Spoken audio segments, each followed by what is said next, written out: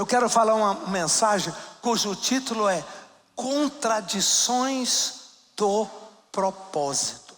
Repita comigo. Mais forte. Contradições do propósito. Só um minutinho.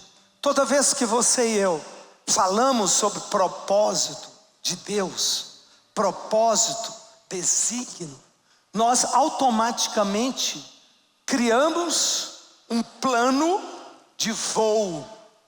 Todo avião tem um plano de voo. Nenhum avião pode decolar sem antes montar seu plano de voo. Coronel não, né? General já, né? Tá ali, sabe tudo sobre isso, aeronáutica. Plano de voo, tem que montar um plano de voo. E se erra no plano de voo, ai, sim? Se errou no plano de voo, acabou. Não tem o que fazer, porque toda máquina, ela caminha alinhada ao plano de voo. Então, a coisa mais importante na aviação é o plano de voo. E nós, quando falamos no propósito de Deus, intuitivamente, inconscientemente, a gente monta um plano de voo na nossa mente. Eu tenho certeza que no propósito de Deus vai ser céu de brigadeiro. Céu de brigadeiro, né? Tudo azul, maravilhoso, sem turbulência, né? Tapete vermelho, tudo vai dar certo. Vai ser só vitória, né? Só vitória. É o que a gente intuitivamente pensa. E nós nos calibramos para viver isso. Um plano de voo perfeito. Olha para teu irmão, dê um sorriso e diga: mas a vida nem sempre é perfeita. E hoje eu quero te mostrar uma coisa que me impressionou muito, sabia? Que está no livro de Mateus, capítulo 11, versículos de 2 a 5. Mateus 11, 2 a 5. Fala comigo, Mateus 11. Mateus quanto? Mais forte. Só um minutinho. Mateus, no capítulo 11. Quantos capítulos tem Mateus? Boa. 28. Capítulo 11 de Mateus é a metade, é o primeiro 1/3, ou mais da metade da história do livro de Mateus. 1/3 é o início. Ainda é o início. Primeiro 1/3, talvez o primeiro ano. Jesus teve 3 anos de ministério, 3 anos e meio, talvez o primeiro ano. Mateus 11 cobre o primeiro ano, mais ou menos, algo assim. E a Bíblia diz assim: quando João ouviu no cárcere, onde ele estava? Preso. Por quê? Porque ele confrontou Herodes. João Batista era uma voz profética. João Batista era uma voz que clamava no deserto. Quando ele ouviu, ele estava preso, falar das obras de Cristo, de Jesus, mandou seus discípulos perguntar a Jesus: és tu aquele que estava para vir? Ou havemos de esperar outro? Fala, está amarrado em nome de Jesus. Você ouvir essa pergunta de qualquer pessoa, não tem problema. Mas você ouvir isso de João Batista, não pode. Por quê? Porque João Batista foi o profeta que validou Jesus. Foi ele que validou Jesus. Todos os profetas precisam, entre aspas, de uma validação. Fala, validação. Olha para teu irmão e diga: todos nós precisamos de uma validação. Quando você faz sua faculdade, termina, pega o seu diploma, o que é o seu diploma? Uma validação. Você passa no concurso e ganha uma ganha um carro, uma encíclica, qualquer coisa assim, aquilo é uma validação. Existem duas validações na Bíblia, duas. A primeira é a genealogia. Fala comigo, a genealogia valida. Mais forte, genealogia valida. Olha para teu irmão e diga: não destrua sua genealogia. Diga: todos os profetas, menos Elias, todos tiveram a sua genealogia, porque a genealogia valida a história daquele homem ou daquela mulher. Uma salva de palmas ao Senhor, meu irmão. Por que isso? Porque a genealogia mostra o espírito de transferência, a transferência do seu tataravô para bisavô, blá, blá, blá, até chegar a você. Ninguém se inventa, ninguém cai do céu. Nós somos produtos de pessoas que investiram em nós. Quero ouvir um amém. Olha para teu irmão e diga assim: agradeça a Deus pelo teu pastor, agradeça a Deus pelo teu bispo. Diga: valida as pessoas que te trouxeram até aqui. Mais forte, amém?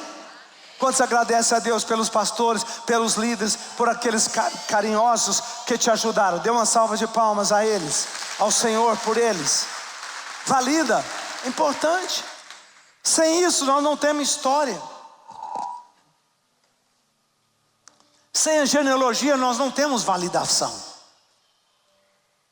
A segunda força que a Bíblia usa para validar é a luz, a lâmpada que está acesa quando você chega, ou quando o profeta chegou.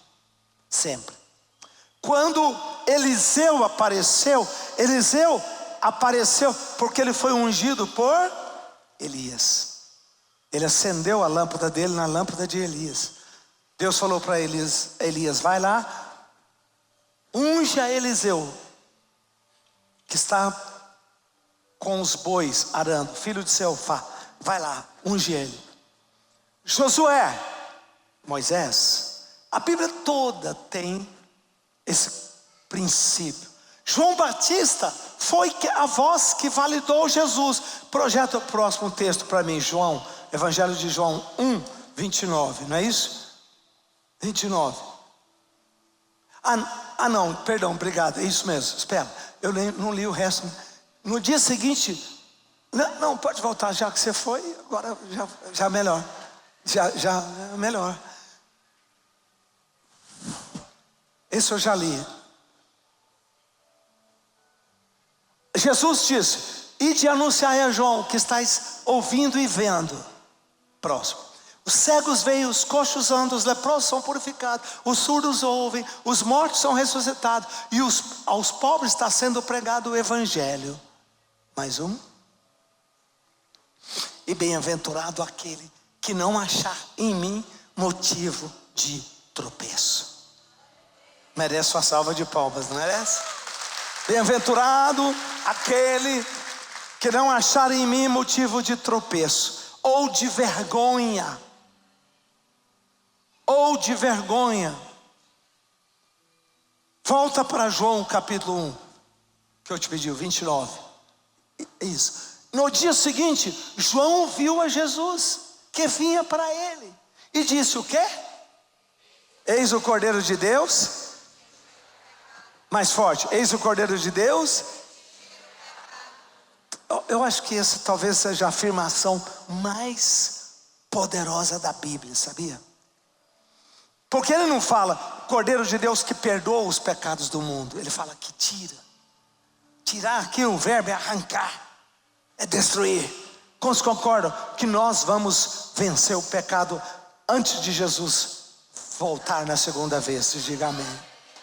Por isso que nós pregamos igreja vencedora, igreja gloriosa, que me despertou para começar as comunidades evangélicas. Eu estava na igreja presbiteriana, eu tinha 16 anos, 16 para 17, até 18 eu fiquei lá, né? Ali eu comecei a ler a Bíblia e descobri o modelo da igreja. E eu disse, não, a igreja precisa ser conforme a igreja do Novo Testamento. Quantos podem dizer amém? Fala comigo, a igreja precisa ser conforme a igreja do Novo Testamento. A igreja do Novo Testamento tinha curas. Pedro curava com a sombra. Evangelismo de 3.000 pessoas que se convertiam numa pregação. Crescia e multiplicava, abalava o império naquela época. Igreja do Novo Testamento.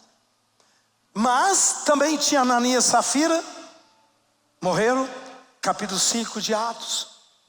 Mentira ao Espírito Santo. Tinha muitas, houve falha. Pessoas pensam que a igreja do Novo Testamento era perfeita. Não, ela tinha pessoas que tinham falhas. Só que as falhas não destruíram a igreja. As falhas não paravam a igreja. Olha para teu irmão e diga, as falhas não podem parar a igreja. Agora eu quero uma salva de palmas. Não pode. Nada pode parar a igreja. E João fala, quando Jesus aparece, eis o Cordeiro de Deus que tira o pecado do mundo. Vai chegar a hora em que nós vamos vencer o pecado. Deus vai derramar o Espírito Santo, o poder de Deus, graça. E a partir daí, hoje, eu venci o pecado da minha vida. Eu era um pecador, antes de me converter, eu aprontava. Todos nós, quem aqui já nasceu crente? Levanta a mão. Ninguém. Quem se converteu vindo do mundão bravo? Levante a mão. Quem vivia nos pagodes da vida lá? Vai. Eu sei, é todo mundo, ninguém aqui nasceu santo não. Todos nós nascemos. Tem uns rindo ali assim com risinhos. O senhor não sabe quem eu fui. Eu sei, imagino. Todo mundo, não se sinta. O apóstolo Paulo matou Estevão. Pode um crime pior do que esse? Um menino de 17 anos. Abraão vendeu Sara. Então a Bíblia é cheia de... Não, a Bíblia não tem homens perfeitos. A Bíblia tem homens perdoados, resgatados, transformados e aperfeiçoados. Amém? Olha para a pessoa ao seu lado, dê um sorriso e diga, não deixe Satanás destruir você com a culpa, com as acusações. Deus está trabalhando na sua vida. Ele está te aperfeiçoando. Cada dia melhor, cada dia mais santo, cada dia mais perto de Deus. Amém ou não? Recebe essa palavra?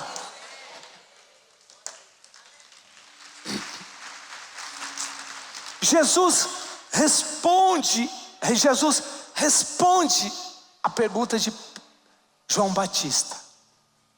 És tu aquele que deveria vir? Ou devemos esperar outro? Primeiro, o que levou João Batista a entrar nesse buraco?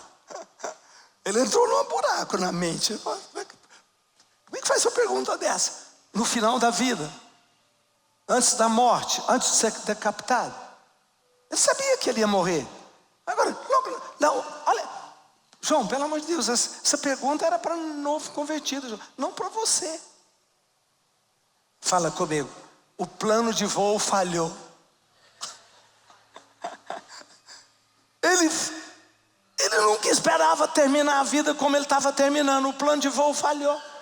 Ele imaginava que a vida ia ser tudo perfeito, maravilhoso, que Deus ele iria ser cada dia mais reconhecido, pregar lá nos palácios. Todos nós pensamos só coisas boas, mas de repente acontece uma tragédia. Acontece algo absolutamente inesperado, totalmente inapropriado, porque Herodes manda prender ele a pedido da cunhada, né? Amante cunhada que ele tinha. Então aquilo desestabiliza João Batista. E eu quero falar um princípio para você, muito importante. Diga comigo, nossas convicções, mais forte, nossas convicções podem ser profundamente abaladas nas horas de nossas provações. Olha para teu irmão e diga: nossas convicções podem ser abaladas nas horas das provações. Mas mesmo convicções abaladas não te vencerá. Jesus responde para João tudo aquilo. Os coxos andam, os cegos veem, os leprosos são curados. O evangelho do reino está sendo pregado. E bem-aventurado quem não tiver tropeço em mim. Bem-aventurado quem não se envergonhar de ter seu nome associado ao meu. João Batista fica na história, não como o homem que duvidou. João Batista fica na história como o homem que validou o ministério de Jesus. Voz do que prega no deserto. Deus apagou o momento de dúvida que ele teve com Jesus. Tanto que ele morre pela missão dele. Sustentou a fé, sustentou a posição. Tá, ele deu uma vacilada, mas ele sustentou. Não importa, ele não pôs a espada no chão, ele seguiu. Agora, aquilo mexeu com Jesus, e é isso que eu quero pregar. O que mexeu com Jesus foi a dúvida de João. Levou Jesus a começar a pensar. Mateus, capítulo 11 de Mateus é um capítulo de ouro. De ouro. Tem umas partes de ouro. Pode voltar para Mateus 11. E aquela dúvida de Jesus, ela mexe, de João Batista, mexe com Jesus. Pode projetar o slide 3 para mim. 3. Slide 3. A dúvida que tocou Jesus, a dúvida de João mexeu com Jesus, fez Jesus pensar, fez Jesus refletir. Se até João Batista caiu numa dúvida grande dessa, Jesus muda o foco do seu ministério. E Jesus, pela primeira vez, confronta 3 cidades que eram as cidades mais preciosas para Jesus. Pode ir para o próximo slide. Jesus fala, Mateus 11, 22, no mesmo capítulo, na sequência. Jesus fala de Betsaida, Jesus fala de Corazim, de Betsaida e de Cafarnaum, que eram as cidades, não sei se você se lembra, Jesus muda para Cafarnaum de Nazaré. Nazaré era uma cidadezinha, uma vila. Cafarnaum era uma metrópole. Jesus muda para lá e prega, cura um paralítico, cura a sogra de Pedro.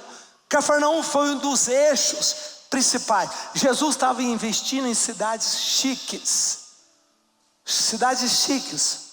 Betsaida é de onde veio Pedro,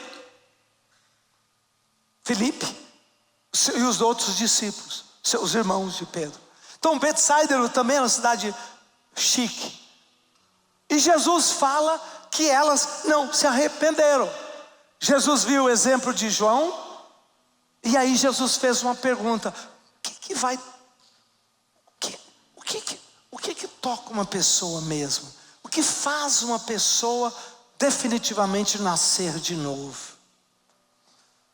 Vou investir, ainda estava no começo do ministério. Vou investir em que nível de pessoas? Cafarnaum deu para trás. Betsaida, quando Jesus curou o cego, lembra do cego que via como as árvores? Ele foi tirado da cidade para ser curado. Por quê? Porque a cidade não tinha fé. Tudo que acontecia lá eles destruíam. Tudo que acontecia lá eles jogavam no chão. Fala, está amarrado em nome de Jesus. Betsaida destruía tudo o que Jesus fazia. Críticas, perguntas, coisas ácidas. Então Jesus era zeloso para manter a fé. E ele fez essa pergunta. Ele perdeu, entre aspas, perdeu tempo em Cafarnaum, Betsaida, Corazim. E aí a mente de Jesus começa a se mexer.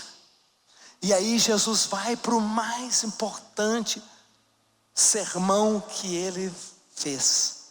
Parece até uma coincidência, mas não é. Não é. Olha o versículo, Mateus 11, 25. Projeta para mim, Mateus 11, 25. Olha isso.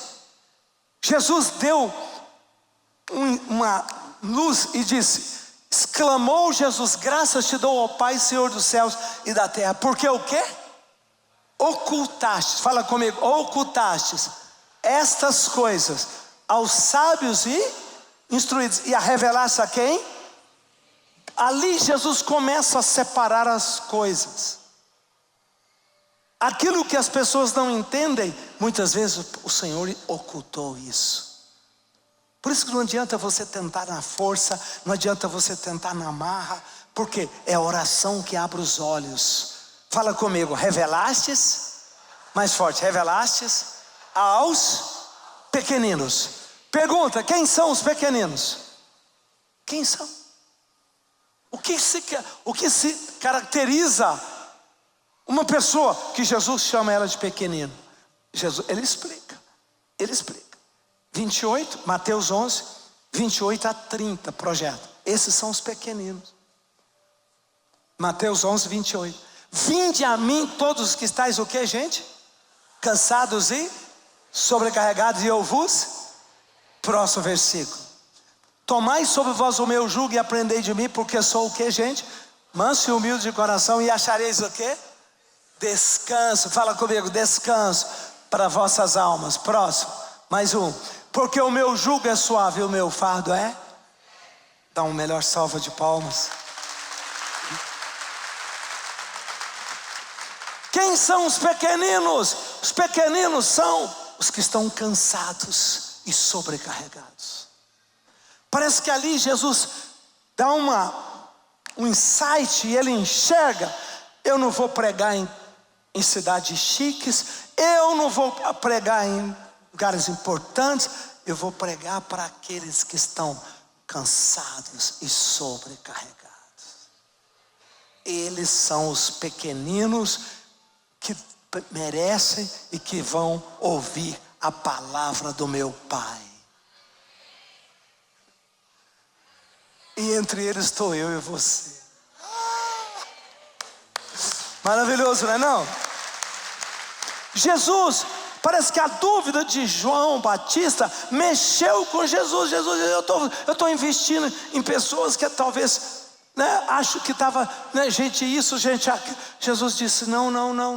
O evangelho é para aqueles que desistiram do mundo. O evangelho é para aqueles que descobriram que o mundo não é deles e eles não são do mundo. Quantos aqui desistiram do mundo? Diga amém, eu sou um deles. Jesus fala, cansados e sobrecarregados.